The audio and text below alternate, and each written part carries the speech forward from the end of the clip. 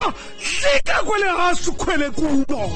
ngoba uThixo uyakuthula ngokwakhe ngelo xesha womelela uZiya yaphakama inhliziyo yakhe uthi umbhali wayeliqolo ukukholwa kwakhe nguThixo wamnika iwonga uThixo inene wageza uZiya.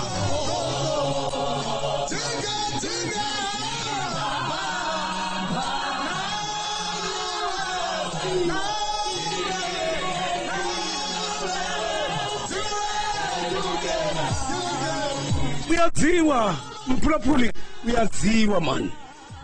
gogo ufuna umsebenzi waphosa iloops zebrukwe xa uyibophile ngebhanti lakho utsibe sibentathu uyobopha kweyesixhenxe wafuna umsebenzi ngoko uthandaza kabuhlungu wakunika uThixo umsebenzi namhlanje ucudisa ngesithende ezivalweni labanye sakhe ukumkani womenza mkhulu uHamani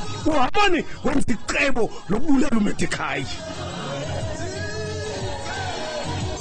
Ndithe kwelizwe loMzantsi Afrika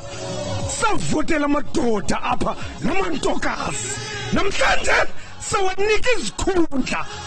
kunzima ukhupha isandla xa ebulisa anqwala nje intloko ngoba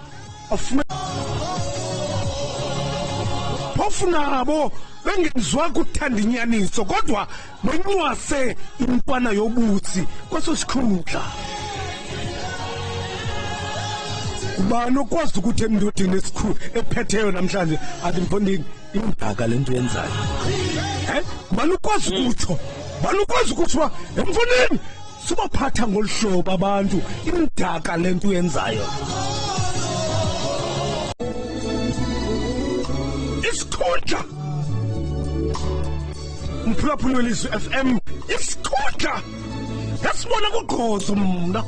nawukuya namhlanje uyilanto ayiyo engazizi uba yintoni na isikhundla sona wayenaso wenza ntoni ngaso naba abantu namhlanje bahamba ngamacala benzakaliswa sisikhundla sikaGqozo namhlanje uGqozo kunzima ukusuli impukane ingene empumleni yophuma kwenye impumu ngoba kunjalo bantu Phulaphuli welizwe FM kunjalo lumkela uThixo ukunika intambende uzazirhityela ngokwakho uDiklek ubhubhe sebhuda uDiklek thetha phambili nasemva inene khalamagazi abantu awabaphatha khuluba ewethu khuluba wena khuluba uThixo yezinini mphulaphuli khuluba ngewonga lakho ngesikhundla khuluba wena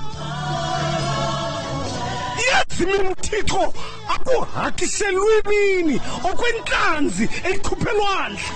ngelo xesha ukuhakise elwimini uThixo ngokwentlanzi elwandle ukutsalela ngaphandle lento siyithethayo siyibonile